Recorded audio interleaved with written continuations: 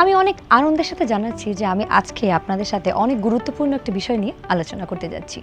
আমরা কিন্তু প্রত্যেকদিন সামনাসামনি অথবা অনলাইনে অনেক ধরনের বিষয় নিয়ে আলোচনা করে থাকি, তর্ক করে থাকি। কিন্তু একটি বিষয় আমরা সবসময় মিস করে যাই, এবং সেই বিষয়টি হচ্ছে পিরিয়ড বা মাসিককালীন পরিচ্ছন্নতা এবং ব্যবস্থাপনা নিয়ে। আমাদের সুস্থ এবং সুন্দর জীবনযাপনের জন্য কিন্তু এর ভূমিকা অনেক। এটা কিন্তু অনেক স্বাভাবিক একটি প্রক্রিয়া, এবং প্রত্যেকদিন লাখ লাখ কিশোরী এবং নারীরা এটার মধ্যে দিয়েই যান। শিক্ষা প্রতিষ্ঠানে পর্যাপ্ত অবকাঠামো বা সুযোগ সুবিধার অভাবে প্রত্যেক দিন অসংখ্য নারী কিন্তু স্কুলে যাওয়া মিস করছেন, সেটি হোক শহরে অথবা গ্রামে। এবং অনেক নারী পুরনো কাপড় দিনের পর দিন ব্যবহার করে থাকেন, যেটা আমাদের সংক্রমণের ঝুঁকি বাড়ায়।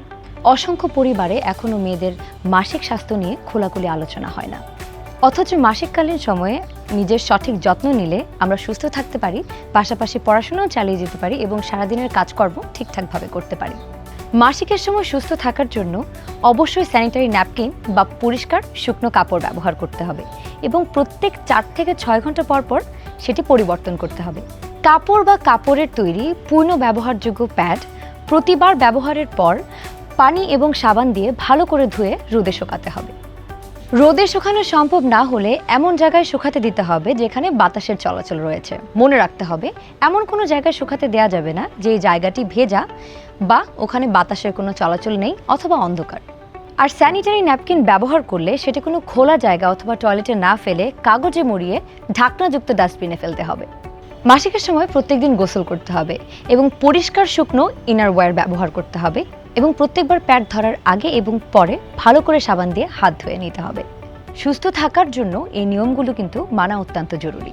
আর যদি নিয়মগুলো আমরা না মানি, তবে ত্বকে ঘা, চুলকানি এবং জ্বালাপোড়া হতে পারে, দুর্গন্ধ বা অস্বস্তিও কিন্তু হতে পারে। আর এইসব স্বাস্থ্য সমস্যা ঘটলে পড়াশোনা বা কাজকর্ম ব্যাহত হবে। তাছাড়া আত্মবিশ্বাস কমে যাবে এবং গুরুতর দীর্ঘমেয়াদী স্বাস্থ্য সমস্যা দেখা দিতে পারে।